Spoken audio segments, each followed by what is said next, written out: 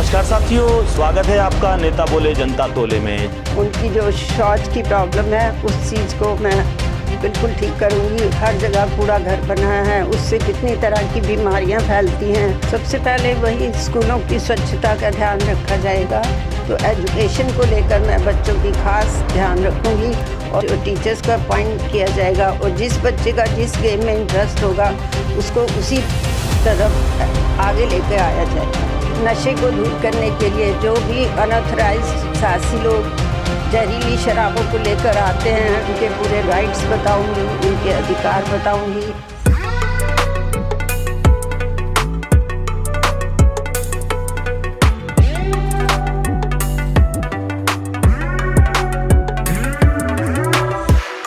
नमस्कार साथियों, स्वागत है आपका नेता बोले जनता तोले में। जैसे कि आप जानते हो, हम सभी उम्मीदवारों के पास जा रहे हैं। सभी पार्टी के उम्मीदवार जनता के लिए क्या करेंगे, वो जनता का भविष्य कैसे अच्छा बनाएंगे, उनकी साफ सफाई। जैसे कि आप जानते हो, एमसीडी के चुनाव है और हर पार्टी बड़े बड़े मुद्दे, बड़े बड़े दावे, बड़े बड़े वादे कर जनता को जो एक विश्वास के साथ उनके काम करने की जो बीड़ा उठाकर पार्टी चलती है और जो वादे कर रही है वो किस तरह निभाएगी। तो हम पहुँचे हैं कांग्रेस प्रत्याशी जो उम्मीदवार है नीलम निझावन जी, जो अपना 90 नंबर वार्ड मोती नगर दिल्ली में जिस प्रकार कांग्रेस पार्टी अपना प्रचार कर रही है, बड़े बड़े वादे कर रही है। तो हम हैं आज 90 नंबर वार्ड मोती नगर में दिल्ली में। क्या कहेंगे मैडम जनता को आप, उनका जो एमसीडी में जितना भी कार्य आपकी सरकार अच्छा करेगी वो किन किन वादों पर एमसीडी सरकार और जनता के लिए कितना अच्छा सोचेगी और क्या विचार आप अपने रखने चाहोगे, कुछ बताओगे जनता को? मैं कांग्रेस प्रत्याशी नीलम संजय निझावन वार्ड नंबर 90 मोती नगर क्षेत्र से चुनी गई हूँ। तो मैं पूरी कोशिश करूँगी कि जनता के सामने उनकी उम्मीदों पर पूरी तरह से खरी उतरूँ। तो जहाँ भी मैं आज तक गई हूँ वहाँ पे मैंने बहुत सी चीज़ों को नोटिस किया। जैसे स्वच्छता की कमी है, जगह जगह कूड़ा घर बना हुआ है और गंदे पानी की कंप्लेंट मिली मुझे और शौचालय की कंप्लेंट मिली मुझे, महिलाओं के लिए शौचालय की कंप्लेंट मिली है। तो मैं पूरी कोशिश करूंगी कि नारियों को, महिलाओं को आगे लेकर आऊं। उनके लिए मैं पूरा हर चीज़ का ध्यान रखूंगी। उनकी जो शौच की प्रॉब्लम है उस चीज़ को मैं बिल्कुल ठीक करूंगी और पूरी कोशिश करूंगी कि उनको कोई शिकायत ना मिले। बाकी स्वच्छता को लेकर जो यहाँ पे कूड़ा करकट, हर जगह कूड़ा घर बना है, उससे कितनी तरह की बीमारियाँ फैलती हैं, उन सब चीज़ों को ध्यान में रखते हुए पूरी कोशिश की जाएगी कि अपना क्षेत्र को मैं सुधार करूं और आगे लेकर आऊं। एक सवाल और मैडम बनता है, जैसे कि आपकी जो पार्टी जो कार्य काफ़ी टाइम से कर रही है और एमसीडी में रही भी है, तो आप स्कूलों की व्यवस्थाओं को ठीक करवाने के लिए अगर पार्षद बन गई, उम्मीदवार बन गई, भगवान करे आप बन भी जाओ, तो आप क्या करेंगे स्कूलों की व्यवस्था के लिए एमसीडी के? सबसे पहले वही स्कूलों की स्वच्छता का ध्यान रखा जाएगा और बच्चों का ख़ास तौर पे ध्यान रखा जाएगा कि उन्हें हर चीज़ में आगे लेकर आऊँ मैं। उनके किसी भी तरह की उनको प्रॉब्लम ना आए, स्कूलों के अंदर अच्छी एजुकेशन मिले उनको, उन सब चीज़ों को मैं ध्यान में रखूँगी। स्पोर्ट के लिए क्या कहोगे? बच्चे दिल्ली के आगे निकल नहीं पाते एमसीडी के, उसके लिए आप क्या करोगे? मैं पूरी कोशिश करूंगी कि स्कूलों में बच्चों को आगे आने का पूरा मौका मिले, उनको स्पोर्ट्स में आगे आने का मौका मिले और हर तरह से उनकी स्वच्छता का ध्यान रखा जाए ताकि बच्चे बीमार ना हों, किसी भी तरह की उनको दिक्कत ना आए।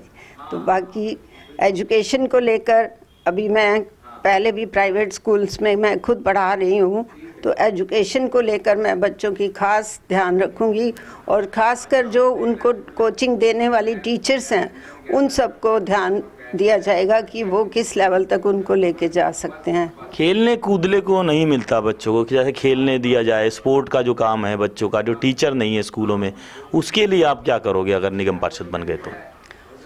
तो स्पोर्ट्स के टीचर्स को अपॉइंट किया जाएगा और हर गेम के हिसाब से बच्चों टीचर्स को अपॉइंट किया जाएगा और जिस बच्चे का जिस गेम में इंटरेस्ट होगा उसको उसी तरफ आगे लेकर आया जाएगा।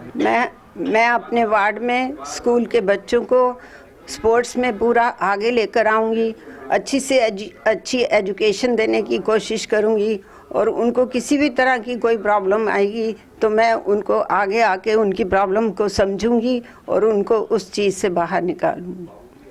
मैडम, जैसे कि आप जानते हो कि आपके यहाँ क्लस्टर एरिया झुग्गी झोपड़ी है और वहाँ महिलाएं परेशान हैं और नशा ज़्यादा है वहाँ पर, साफ़ सफाई तो है ही नहीं, उसके बाद बेरोज़गारी भी इसलिए है कि वहाँ के जो नशा करने वाले लोग हैं वो घरों में ही रहते, बीबियाँ उनकी काम करती है और बच्चों को ठीक से खिला नहीं सकते और पिला नहीं सकते और कपड़े भी अच्छे नहीं पहना सकते, तो आप क्या करोगे उनके लिए?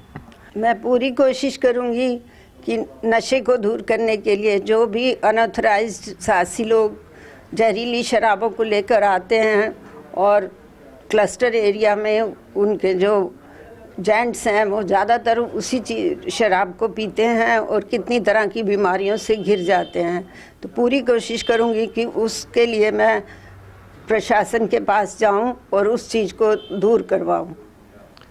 मैम, झुग्गी में जो भी पार्क है सेवा बस्तियों में जहाँ गंदगी है वो पार्क की हालत ख़राब है, उसके लिए आप क्या करोगे, जनता को कुछ बताएंगे? मैं पूरी कोशिश करूंगी कि झुग्गियों के वहाँ साफ़ सफाई का पूरा प्रबंध करूं और पार्क्स वगैरह को दोबारा से रेनोवेट करके वहाँ फूल पौधे सब कुछ लगा के उनको हरी ग्रीन दिल्ली बनाने की कोशिश करूंगी उनके एरिया को, ताकि उन्हें भी स्वच्छ हवा मिले, सब कुछ उनका प्रदूषण दूर हो जाए। मैम, जितनी भी आपके यहाँ झुग्गी झोपड़ी या सेवा बस्ती या जहाँ गंदगी ज़्यादा है वो झुग्गियों के नाम मालूम है आपको?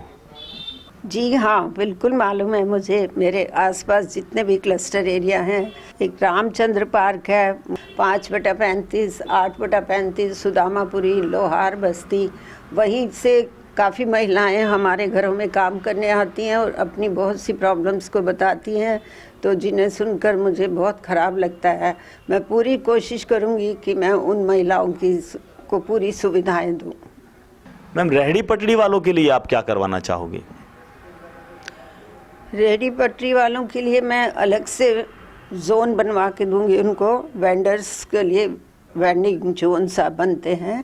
पूरी कोशिश करूंगी कि उनका अपना एक जोन हो जो सबकी नॉलेज में आ जाए कि वहाँ पर वो बैठते हैं, तो वो वहीं जाकर जो भी उनको ज़रूरत होगी वहाँ से लेंगे और मैं उनको जाकर उनके पूरे राइट्स बताऊंगी, उनके अधिकार बताऊंगी और कोशिश करूंगी ज़्यादा से ज़्यादा लोग बेरोज़गारी दूर हो उनकी और वो इस तरह काम में आगे आएँ। मैम, जैसे कि आप जानते हो रेहड़ी पटड़ी वालों को परेशान किया जाता है, कमेटी वाले आते हैं, गाड़ी लेके आते हैं, उठा के ले जाते हैं, उनके लिए आप क्या करोगे, कुछ बताएंगे? मैं पूरी कोशिश करूंगी कि उनको बिल्कुल कोई भी ना सताए। इस भ्रष्टाचार को मैं पूरा दूर करने की कोशिश करूंगी कि कोई भी गरीब आदमी को सताने की कोशिश ना करे। मैं उनके दर्द को बिल्कुल समझती हूँ, हर तरह से समझती हूँ। बहुत बहुत धन्यवाद मैडम। और हमारी जनता का जो हमें देख रही है वो देख रही है, नेता बोल रहे हैं और जनता तोल रही है, क्या सच और क्या नेता बोलेंगे और जनता तोलेगी। तो मैं चाहता हूं कि आप लोग ज़्यादा से ज़्यादा अपने प्रत्याशी को चुने जिन्होंने काम किया है, जिनका कर्तव्य बनता उन्होंने आपके बीच में आकर आपको अपना समझकर अपने विचार बताए हैं। तो मैं धन्यवाद करना चाहूँगा हमारी मैडम का जो कांग्रेस प्रत्याशी उम्मीदवार खड़े हुए हैं नीलम निजामन जी का।